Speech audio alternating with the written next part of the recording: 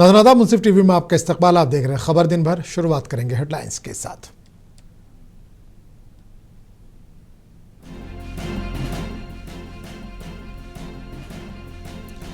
SIR का अमल vote चोरी को छुपाने और इसे इदारा जाती शक्ल देने की है कोशिश, राहुल गांधी का इल्जाम।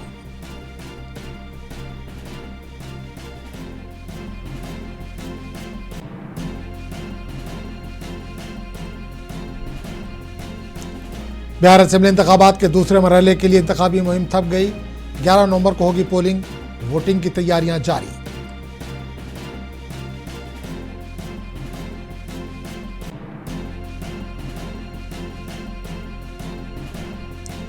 उत्तराखंड में नाफिज यूनिफॉर्म सिविल कोड दीगर रियासतों के लिए है एक मॉडल। देहरादून में एक तकरीब से पीएम मोदी का खिताब।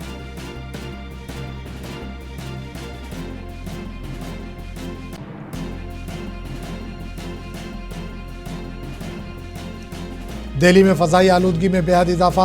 इंडिया गेट पर लोगों का बड़े पैमाने पर एहतजाज। हुकूमत से मौसर इक़दाम का मुतालबा।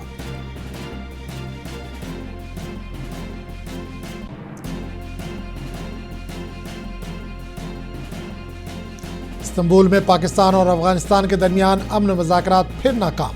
दोनों ममालिक के आपस में इल्जाम तराशी।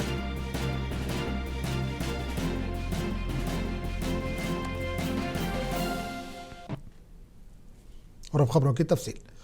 अपोजिशन के रहनुमा राहुल गांधी ने इल्जाम लगाया है कि इलेक्शन कमीशन की तरफ से वोटर लिस्ट की खुसूसी जामे नजरसानी यानी SIR का जो अमल शुरू किया गया है वो दरअसल वोट चोरी को छुपाने और इसे इदारा जाती शक्ल देने की कोशिश है।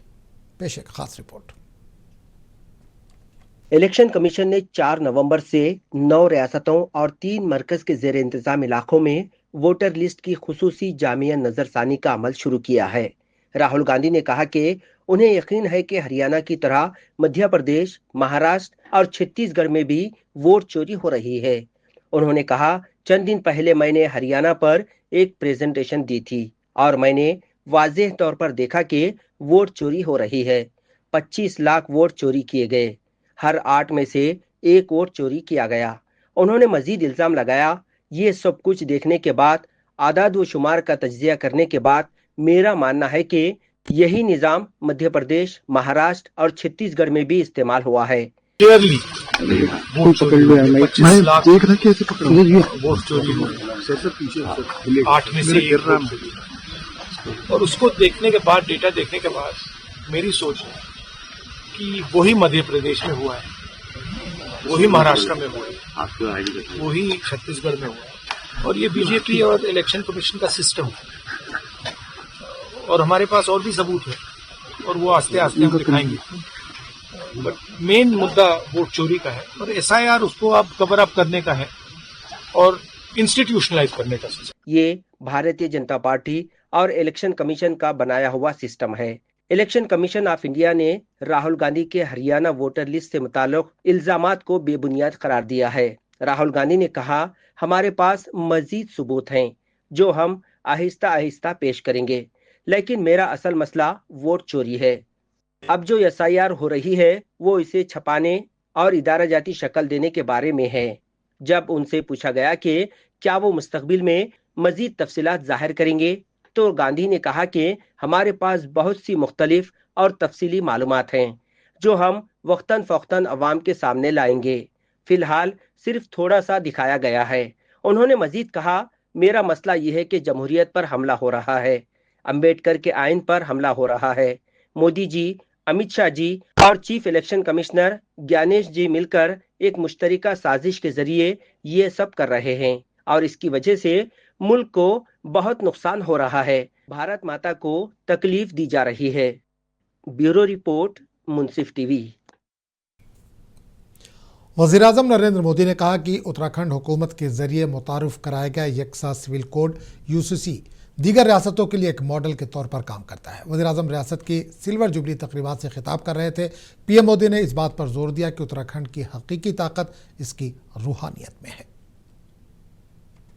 हमारी सरकार ने जिस गंभीरता से यहां समान नागरिक संहिता को लागू किया वो दूसरे राज्यों के लिए भी मिसाल है।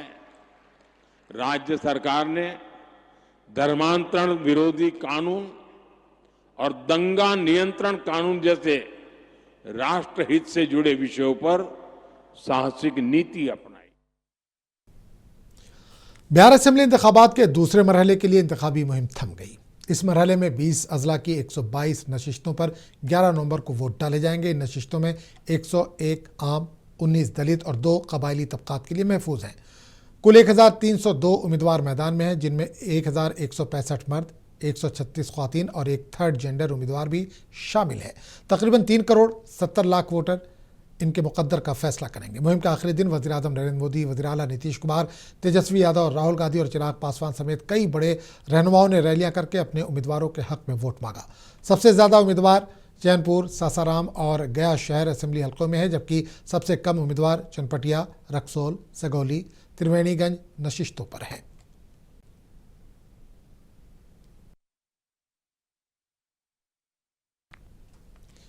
बिहार में पुरअमन पोलिंग के इनेकाद को यकीनी बनाने के लिए सिक्योरिटी के सख्त इंतजाम किए जा रहे हैं। हसास और इंतहाई हसास हलकों में इजाफी फोर्स तैनात की गई है, जबकि सीसीटीवी निगरानी और ड्रोन कैमरों के जरिए पोलिंग मराकज पर सख्त नजर रखी जाएगी।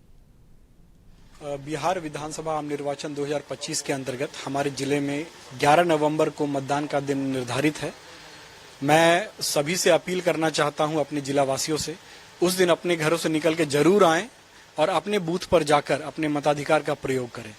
हमारे पूरे जिले में 2358 बूथ हैं, जिसके अंतर्गत 10,875 लोगों को हम लोगों ने पोलिंग पर्सनल के तौर पे डिप्लॉय किया है, जो पोलिंग स्टेशन पे जाएंगे और पोल कराएंगे।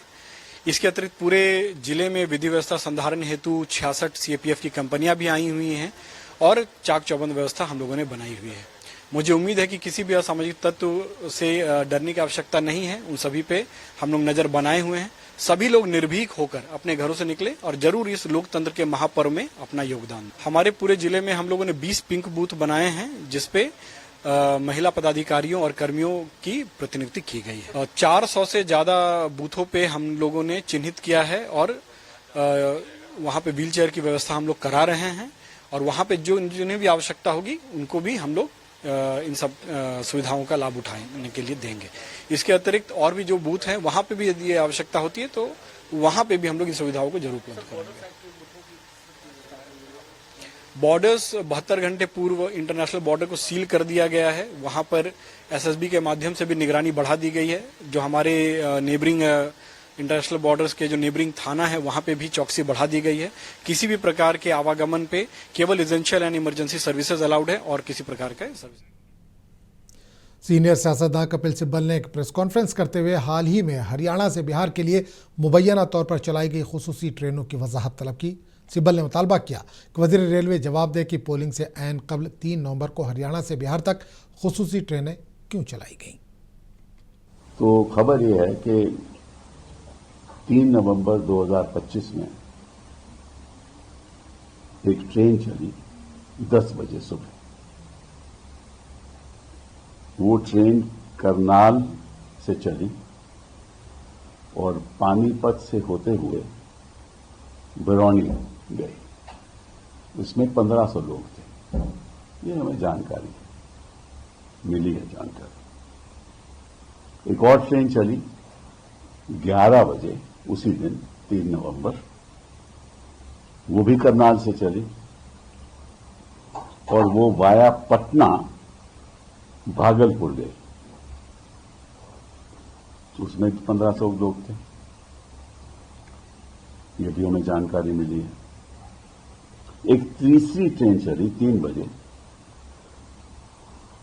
और एक चौथी ट्रेन चली वो भी 4 बजे और दोनों वो ट्रेन 3 और 4 की गुरुग्राम से चली और पटना होती हुई भागलपुर गई। तो इन 2 ट्रेन में लगभग 3000 लोग थे। तो अगर आपको गिनती करिए चारों ट्रेनों की तो लगभग समझ लीजिए कि 6,000 लोग। आम आदमी पार्टी लीडर सौरभ भारद्वाज ने आपके दौर में बनाए गए अस्पतालों को दिल्ली हुकूमत की तरफ से शुरू न किए जाने पर शदीद रद्दमल का इजहार किया। सौरभ भारद्वाज ने कहा कि मामला सिर्फ शालीमार बाग अस्पताल तक महदूद नहीं, यहाँ 24 के करीब अस्पताल है जो हज़ारों बिस्तरों से लैस है, जो खिदमत के लिए तैयार है, लेकिन दिल्ली बीजेपी हुकूमत अपना काम शुरू नहीं कर रही है। ये मामला सिर्फ एक शालीमार बाग के अस्पताल का नहीं है। दिल्ली में करीब 24 अस्पतालों का कंस्ट्रक्शन दिल्ली सरकार के दौरान, अरविंद केजरीवाल जी की सरकार के दौरान शुरू किया गया और इसके अंदर हजारों बेड्स सरकारी अस्पतालों में शुरू होने थे। मगर जैसे ये वीडियो बाहर आई कि बिल्कुल प्राइवेट अस्पताल के साथ में 1470 बेडेड अस्पताल लगभग तैयार है, मगर दिल्ली की भारतीय जनता पार्टी सरकार उसके लिए काम शुरू नहीं कर रही है। और हमें सूचना ये मिली है कि दिल्ली के जितने भी अस्पताल बनाए जा रहे थे, इन अस्पतालों को सरकार प्राइवेट हाथों में देने वाली है।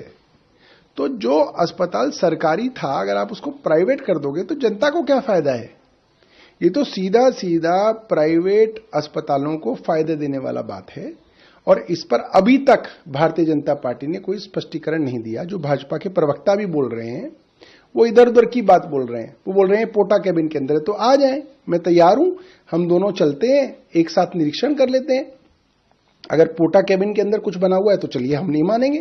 ये तो अच्छे खासे अस्पताल हैं, हजारों बेडेड अस्पताल हैं, इनको आप प्राइवेट हॉस्पिटल्स को कैसे दें? दिल्ली एनसीआर में हवा दम घुटने वाली हो गई है। शहर के मुख्तलिफ इलाकों में हवा का मेयार इतवार को शदीद जुमरे में दर्ज किया गया। इससे पहले हफ्ते के रोज़ दिल्ली मुल्क का दूसरा सबसे ज़्यादा आलूदा शहर था, जबकि रोहतक की हवा सबसे ज़्यादा ख़राब के तौर पर रिकॉर्ड की गई थी। इस नहायत ख़तरनाक और जानलेवा आलूदगी बल्कि फ़ज़ाई गंदगी के खिलाफ इंडिया गेट पर अवाम ने ज़बरदस्त एहतजाज किया। इस मौके पर सिक्योरिटी के सख्त इंतजाम किए गए थे। सोशल मीडिया पर एक मुहिम भी चलाई जा रही है। मुहिम में शामिल अफराद का मुतालबा है कि आलूदगी के हवाले से फौरी इक़दाम किए जाएँ, हुकूमत हेल्थ एडवाइजरी जारी करे और आलूदगी पर काबू पाने के लिए इक़दाम किए जाएँ। दिल्ली के इंडिया गेट में पुलिस ने फ़ज़ाई आलूदगी के खिलाफ एहतजाज करने की इजाज़त नहीं दी। इसके बावजूद कसीर तादाद में लोग जमा हुए। पुलिस इन्हें रोकने की भरपूर कोशिश कर रही थी। एहतजाज करने वालों ने बरहमी ज़ाहिर करते हुए कहा कि लोगों की जान खतरे में पड़ गई है और इन्हें एहतजाज भी करने से मना किया जा रहा है।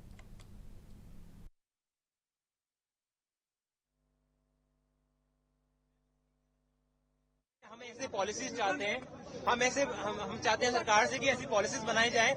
आज हमारा एक्यूआई देखिए आप, यहाँ 600 एक्यूआई पहुंच चुका है। और जब हम यूरोपियन कंट्रीज में देखते हैं, वहाँ पे प्रोटेस्ट करने का सबको हक होता है, लेकिन यहाँ हम जब एक पीसफुल प्रोटेस्ट कर रहे हैं, कोई नहीं सुनना चाह रहा है यहाँ पे, और हमें यहाँ से निकाला जा रहा है। ये बहुत गलत तरीका है। हम किसी को हार्म नहीं कर रहे हैं, हम बस साफ साफ कह रहे हैं कि चाहे कोई सी गवर्नमेंट हो, लेकिन इंसान, कॉमन मैन यहाँ पे मर रहा है। कॉमन मैन यहाँ पे मर रहा है और कोई पॉलिसीज नहीं आ रही है। सरकार डेटा को छुपा रही है। जो हमारे डेटा सेंटर्स है उन पे पानी छिड़का जा रहा है, लेकिन कोई भी काम नहीं कर रहा है। पूरी वर्कफोर्स बिहार में लगा दी गई है, लेकिन हमारी जान का क्या? हमारी जान का क्या? हम क्या इसलिए मरने के लिए पैदा हुए हैं यहाँ पे? 11 साल हो गए यहाँ पे इनको, अभी तक ऐसा कुछ नहीं हुआ है कि यहाँ पे चेंजेस ला सके किसी भी तरीके का। ना इनकी जो रेनफॉल करवाया इन्होंने, वो पॉसिबल भी नहीं हो पाया, और वो कोई सॉल्यूशन नहीं है। हमें परमानेंट सॉल्यूशन चाहिए, और परमानेंट सॉल्यूशन जब तक नहीं आएगा यहाँ पे लोग रह नहीं सकते। आप खुद देखिए, आप सराउंडिंग में देखिए, आपको धुआं ही धुआं दिखेगा यहाँ पे। तो ऐसे नहीं हो सकता है। हमें स्टेप्स लेने पड़ेंगे और हमें आवाज उठानी पड़ेगी। हमारी जो जनता है वो भी बिल्कुल सोई हुई है। देखिए, अब यहाँ पे बहुत सारे लोग हैं जो तमाशा देखने भले ही आगे होंगे, लेकिन प्रोटेस्ट करने के लिए बहुत लोग नहीं आ रहे हैं। तो हम चाहते हैं सरकार से भी और इस जनता से भी कि ये मुद्दा उठाए, और ये बहुत ही मेजर मुद्दा है। किसी भी मुद्दे से, ये क्लाइमेट चेंज से जुड़ा हुआ मुद्दा है, और ये जब तक हमारे सरकार के कानों में नहीं पड़ेगा तब तक कोई फायदा नहीं होने वाला। तो हम सबसे ये रिक्वेस्ट कर रहे हैं, हमारी सरकार से ये रिक्वेस्ट कर रहे हैं कि प्लीज इस पे। तमिलनाडु की हुकूमत ने रियासत में इंतखाबी फहरिस्त पर नजरसानी करने के इलेक्शन कमीशन के SIR अमल के खिलाफ रियासत में 11 नवंबर को आम हड़ताल मनाने का ऐलान किया है। DMK के नायब सदर और पार्टी तर्जुमान मनोवर बादशाह ने बताया कि चीफ मिनिस्टर स्टालिन ने अवाम से हड़ताल को कामयाब बनाने की अपील की है। इसके साथ ही DMK हुकूमत ने SIR को सुप्रीम कोर्ट में चैलेंज किया। इस केस पर सुप्रीम कोर्ट में 11 नवंबर को ही समाअत होनी है। Today, the Chief Minister of Tamil Nadu, Honorable M.K. Stalin, released a video regarding the SIR. I don't know why he is afraid so much regarding that SIR. The SIR Election Commission persons will reach door to door and see the people. If they visit the people, the party agents can also be with them. They can, they can have any doubt, they can object it also. So the Election Commission has given full power for the official parties to follow what are all going there. So ATS Gujarat ने एक बड़ी कार्रवाई करते हुए 3 मुश्तबा अफराद को गिरफ्तार किया। इनका ताल्लुक मुबैना तौर पर अस्करी ग्रुप से बताया गया है। गुजरात एटीएस के डीआईजी सुनील जोशी ने कहा कि मुलजिम, जिनमें से एक का ताल्लुक तेलंगाना और 2 का उत्तर प्रदेश से है, हथियारों के तबादले के लिए गुजरात में थे और इन्होंने एक ताकतवर जहर राइसिन से मुतल्लिक दहशत गर्दाना सरगर्मियों को अंजाम देने की साजिश की थी। गिरफ्तार शुदा अफराद में एक डॉक्टर भी शामिल है। मिस्टर जोशी ने अहमदाबाद में मीडिया के नुमाइंदों को बताया कि एटीएस की टीम ने तेलंगाना के हैदराबाद के रहने वाले डॉक्टर अहमद मोहिउद्दीन सैयद को 7 नवंबर को गांधीनगर के करीब 2 पिस्तौल, 30 जिंदा कारतूस और 4 लीटर कैस्टर ऑयल के साथ गिरफ्तार किया। दूसरे मुलजिम आज़ाद सुलेमान शेख और मोहम्मद सुहेल मोहम्मद सलीम है। दोनों का ताल्लुक उत्तर प्रदेश से है।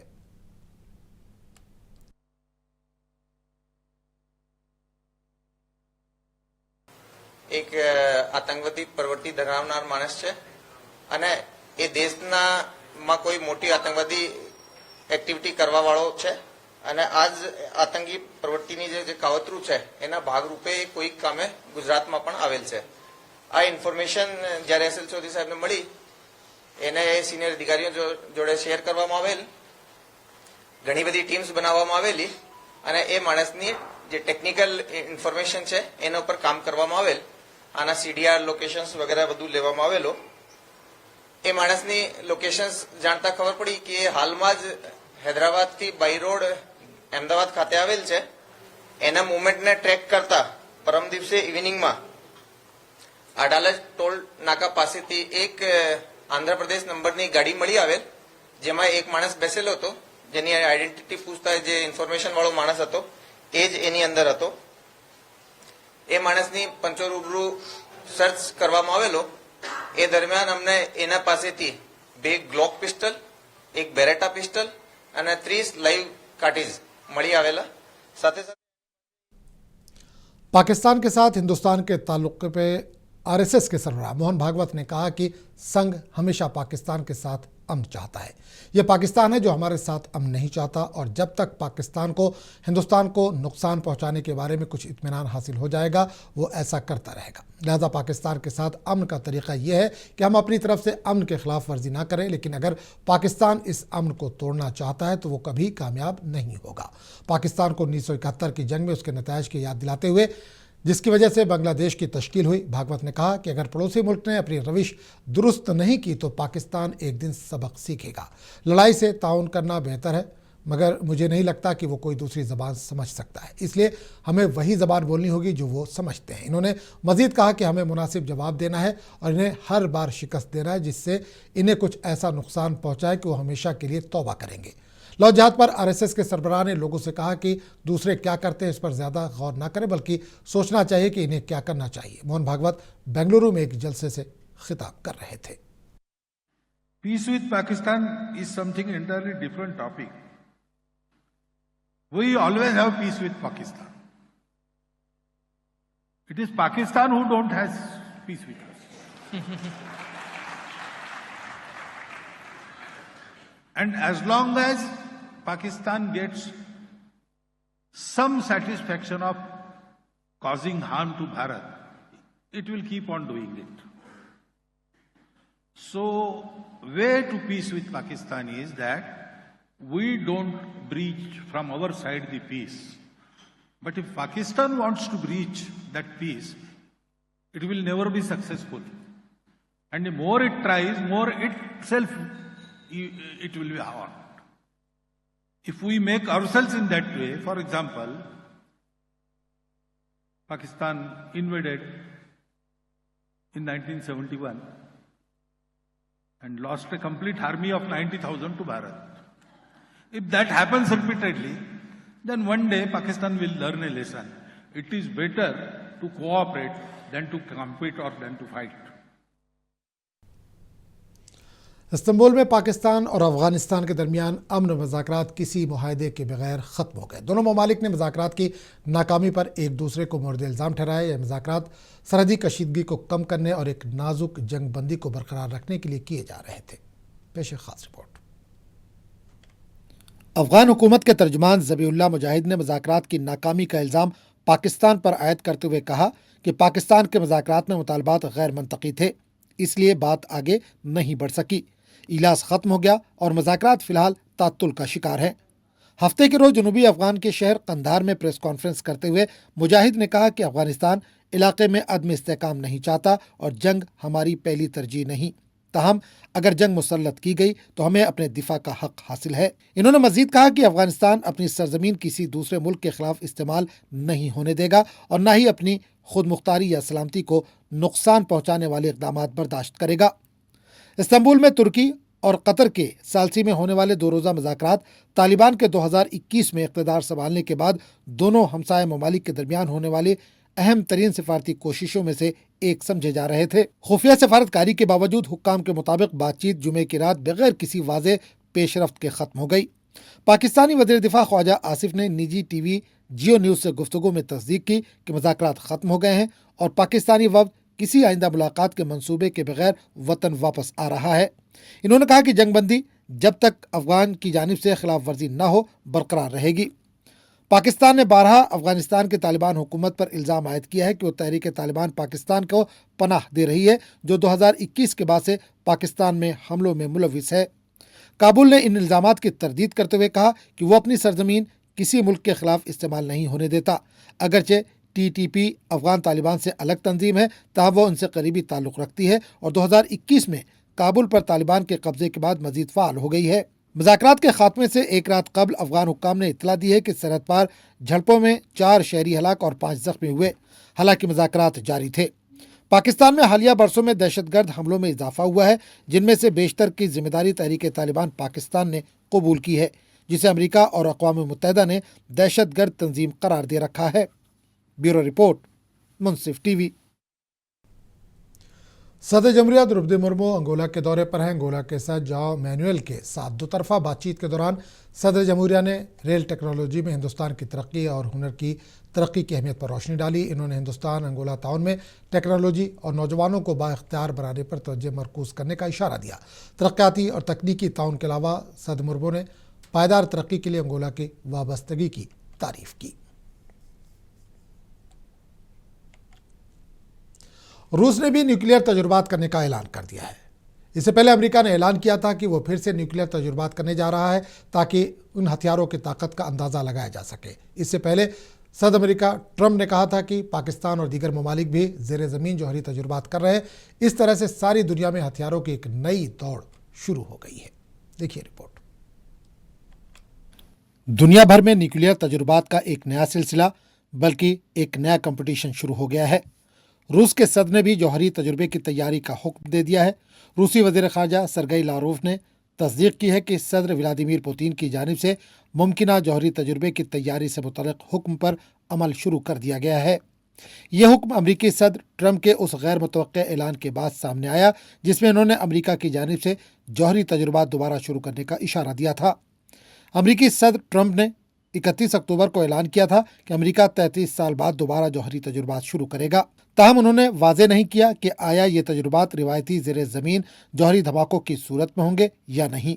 ख्याल है कि सदर ट्रंप के हुक्म के बाद अमेरिका ने बैन बर्राज़मी बैलिस्टिक मिसाइल का कामयाब तजुर्बा किया है। ये तजुर्बा इस वक्त आलमी तवज्जो का मरकज़ बना जब सदर ट्रंप ने गुज़िश्ता हफ्ते फ़ौज को 3 दहाइयों के बाद जौहरी हथियारों की टेस्टिंग दोबारा शुरू करने का हुक्म दिया।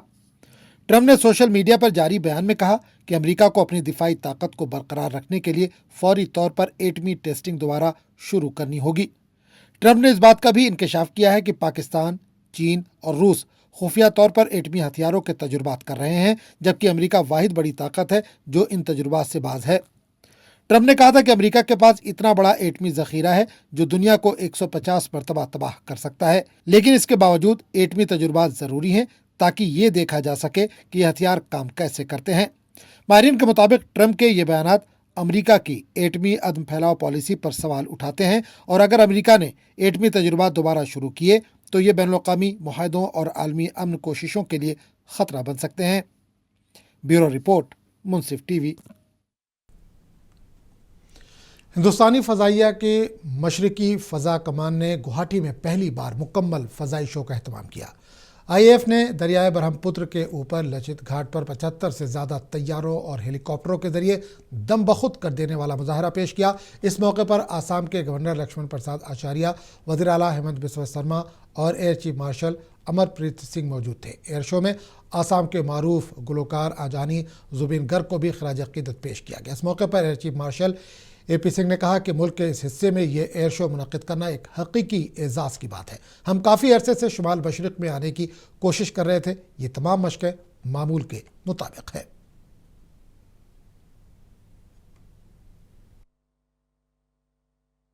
First of all, welcome to two words. First word is thank, and second word is you. Thank you. No, it's been a real honor to have this air show in this part of the country. We have been trying to come to the northeast for quite some time. 2-3 years we tried. So just for this, we even changed our time from October to November, so that we could. Chandigarh में नवे military literature festival का आगाज हुआ, जिसका मकसद नौजवानों को फौजी जिंदगी की झलक दिखाना है। 3 रोज़ा इवेंट में जदीद हथियारों और आलात की नुमाइश की गई। शरका ने फौजियों से मुख्तलिफ हथियारों के बारे में सीखा। It's been a privilege to come to the Chandigarh Military Literature Festival. It's highly educational, lots of things of interest to the military, and it's great to commemorate the shared heritage between the British and Indian military and our shared culture as well. You can see this is very popular with the public. Every soldier likes to see how another soldier is equipped and understand how they use their weapons. So it's been a privilege to understand India's military from the very top level, analysing how it conducts combat. तो इस bulletin में फिलहाल इतना ही। अगले bulletin में आपसे फिर मुलाकात होगी।